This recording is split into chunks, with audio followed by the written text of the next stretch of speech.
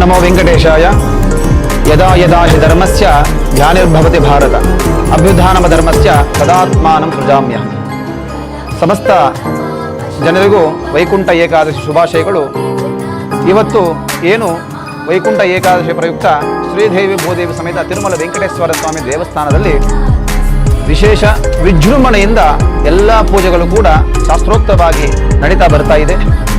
ಪ್ರಾತಃ ಕಾಲ 5 ಗಂಟೆಗೆ ಸುಪ್ರಭಾತ ಸೇವದೊಂದಿಗೆ ವೈಕುಂಠ ದ್ವಾರ ಪ್ರವೇಶ, ವೈಕುಂಠ ದ್ವಾರ ಪೂಜೆ, ತಿರುವಾರಾಧನಾ, ಶಾತುಮರೆ ಪೂಜೆ ಎಲ್ಲವೂ ಕೂಡ ಸಂಪೂರ್ಣವಾಯಿತು. ಭಕ್ತಾದಿಗಳು ಅತಿ ಹೆಚ್ಚಿನ ಸಂಖ್ಯೆಯಲ್ಲಿ ದೇವಾಲಯಕ್ಕೆ ಆಗಮಿಸ್ತಾ ಇದ್ದಾರೆ. ಹಾಗಾಗಿ ಎಲ್ಲರಿಗೂ ಕೂಡ ಆ ಭಗವಂತನ ದರ್ಶನ ಸದಾಕಾಲ ಇರಲಿ.